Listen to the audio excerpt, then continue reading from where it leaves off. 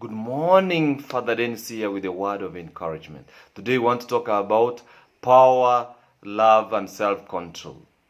What does that mean to us, especially this time? That within us there is power, and this power has come from God. And if God has given this, He has given it as a gift. Now, it will take some time to realize how you can invest in such a power. When I realized the source of this power, I kept growing it because I realized I can keep leading my own life in leading others through listening. And what did I aim at? To lead people to listen to themselves, to go back to their Creator. That is empowerment. Can we find this in the scriptures? Oh yes. Look at what St. Paul writes to Timothy about the gift that has been placed in us. The laying of hands brought the power of the Holy Spirit that should have shined or should have put people to be on fire on the gifts that they have within. And if they grew or if they kept building on these gifts, then they will become great. What exactly does this mean? It really means that we need to forego and look at how to recognize God's giftedness into our life. That is why even the gospel insists that in living what God has given, we are able to hope for life to come.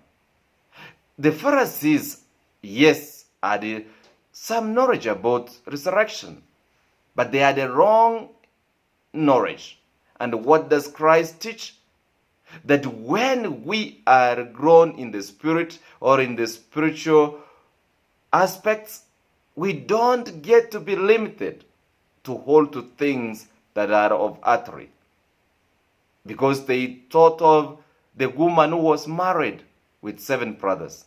And they wanted to know when resurrection comes, whose wife she was to be. Christ says, when resurrection comes, no marriage that is going to happen. Now, look at when we become conscious of this, then we are able to see what the Spirit of God can transform us to be and what we can be attached to. Spiritual growth that takes us back to God because that's what He intends. Look at, are there people who have lived that? Oh yes. Today we celebrate the Ugandan martyrs, St. Charles Rwanga and his companion. What did they do? They really lived fearlessly, looking up to the gift of the Holy Spirit.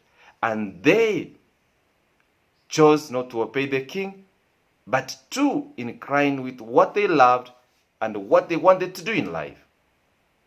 Today, I have chosen to keep listening to you, to empower you, to lead your life back to God. What will be your choice? I want to pray for you as we seek the intercession of St. Charles Rwanga, that all of us, we may be strengthened to choose the power within, to love the gifts of God, and to have self-control. May God bless you, keep you safe, you and your family.